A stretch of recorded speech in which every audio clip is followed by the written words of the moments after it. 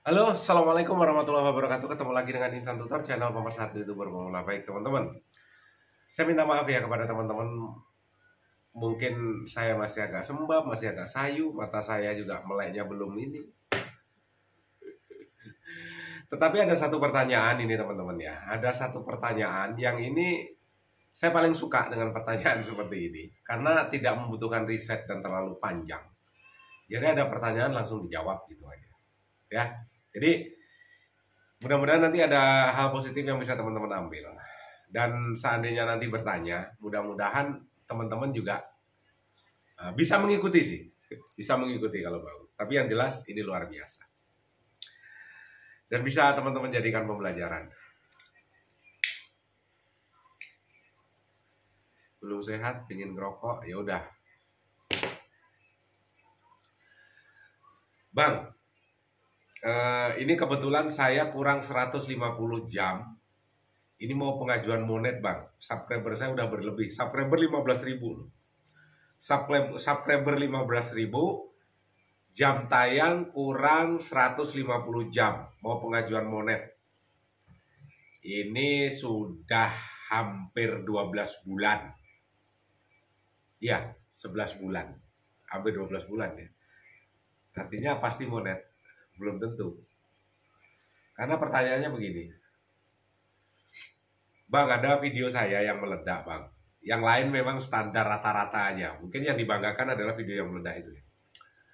Yang lain ya view-nya 500, 600, ada yang 700, tapi jarang yang 1000. Tetapi ada yang satu video, itu view-nya hampir 160.000. Ya. Makanya hampir 160.000, dan itu adalah penyumbang jam tayang terbesar. Makanya jam tayangnya kurang 150 jam. Nah, bertanya, ini saya mau pengajuan monet bang, kira-kira gajian YouTube itu dihitung nanti setelah monet itu baru dihitung apa pas awal-awal video saya juga dihitung bang? Ya sudah, langsung saya jawab.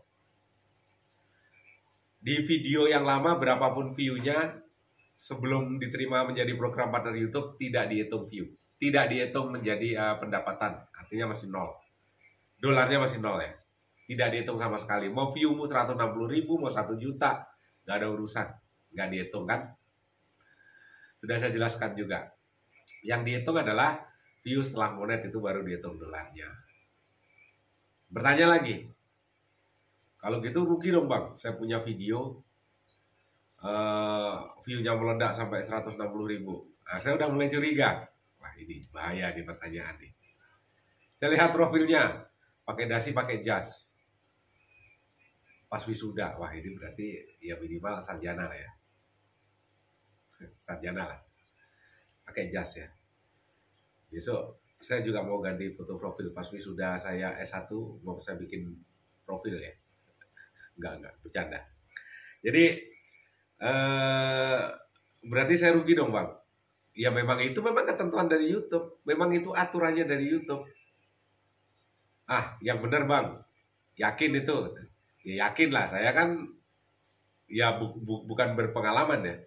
Setidaknya kan saya sudah pernah ngalamin gitu ya. Saya jawab begitu. Masih nanya lagi, abang jawabannya benar gak nih bang? Intinya meyakinkan dirinya sendiri gitu loh. Orang yang berusaha meyakinkan dirinya sendiri sebenarnya kurang pede sih. Menurut saya ya, menurut saya. Masih terus berkomunikasi, saya jadi terpancing ya. Terpancing dengan kecerdasannya dia. Terpancing dengan kecerdasan emosionalnya dia. Karena kecerdasan itu kan ada 3 macam. Kecerdasan emosional, kecerdasan udah lupa saya, pelajaran lama. Kecerdasan emosional, kecerdasan spiritual, dan kecerdasan intelektual. Jadi saya jadi terpancing, tergugah. Terus saya jawab, berarti bang, saya monet ini hitung-hitungannya rugi dong bang, 100 kurang 150 jam ini. Saya pancing, emang yakin monet bro? Yakinlah orang itu kan video original saya bang. Cuma saya sedikit nggak terima sih kalau jawaban abang view saya yang 100 yang meledak itu tidak dihitung AdSense. Loh, emang YouTube gede bahmu? Emang YouTube punya saya, kok nggak terimanya ke saya? Saya pancing lagi, emang yakin monet sampai 2 kali. Yakin itu video saya. Ternyata apa? Saya aja nggak yakin kalau dia monet. Kenapa? Video yang meledak itu adalah video konser, ya, saat dia nonton konser. Dan lagunya otomatis kan pasti terkena apa? Ya tahu sendiri lah ya. Bisa klaim hak cipta atau apapun itu namanya. Banyak yang seperti ini. Jadi ya sudah. Berarti apa yang saya sampaikan artinya bisa menjadi pembelajaran bagi teman-teman juga, bagi yang lain ya. Jadi sebelum monet, ini obrolan ringan sebenarnya. Sebelum monet, berapapun viewmu, mau 1 juta, mau 10 juta, mau cuma 5, tetapi kalau kalian itu belum monet, artinya baru monet, maka yang viewmu jutaan itu ya sudah hangus. Itu hanya persyaratan aja untuk ngejar menjadi program partner YouTube. Jadi belum dihitung pendapatannya. Dihitung pendapatannya setelah diterima, baru dolarnya mulai dihitung. Ya, kembali lagi ke pertanyaan yang tadi. Jadi saya bukan emosi ya. Tapi setidaknya apa yang saya sampaikan memang secara tidak langsung sudah diterapkan sama dia. Maksudnya gimana bang? Kalau kita tidak cukup ilmu untuk melawan orang cerdas, setidaknya ya bingungkan dia dengan ketololanmu. Gitu. Jadi, dan ini senjata makan tuan sepertinya. Ya bukan senjata makan tuan, memang itu ilmunya. Jadi ya, dia mungkin merasa lebih cerdas. Bertanya sudah saya jawab, tapi untuk meyakinkan dirinya sendiri, yang sebenarnya kemungkinan saya sedikit lebih cerdas, dibuat bingung sama dia, sama kecerdasannya bang, sama ketololannya. Jadi sampai batuk saya. Jadi itu memang ilmunya ya, itu memang ilmunya. Jadi secara tidak langsung ya sudah menerapkan apa yang kita sampaikan bolak-balik. Kalau kita tidak cukup ilmu untuk melawan seseorang, ya kita tinggal simpel aja bingungkan dia dengan ketololanmu. Ya sudah, pasti kalah. Jadi apa pelajaran bagi teman-teman? Selain itu, ada satu hal ya. Apa yang dia dapat saat ini itu kan merupakan sebuah kebanggaan, sebuah pencapaian. Termasuk apa? Termasuk di foto profilnya dia yang menggunakan jas saat dia wisuda sarjana, itu kan menjadi kebanggaan dan itu menjadi pencapaian terbaiknya, pencapaian tertingginya dia. Bangga dengan itu ya. Ya kita memang harus bangga. Tetapi dari sini juga teman-teman bisa mengambil satu pelajaran. Bahwasanya untuk menjadi seorang konten kreator tidak dibutuhkan itu semua. Ya. Lo mau pakai aksesoris apapun, toga segala macam saat wisuda atau segala macam pun, YouTube nggak butuh itu, Bos. Bisa jadi kecerdasanmu itu lebih tinggi dari mereka-mereka yang seperti itu. Walaupun pendidikanmu cuma SD. Jadi yang berpendidikan SD, yang tidak sekolah sekalipun, jangan minder kalau di dunia digital. Ya, khususnya di YouTube. Itu kan satu pelajaran lagi kan. Jadi untuk kedepannya teman-teman juga. Dan saya lihat videonya memang bagus-bagus kok. Videonya dia juga bagus-bagus.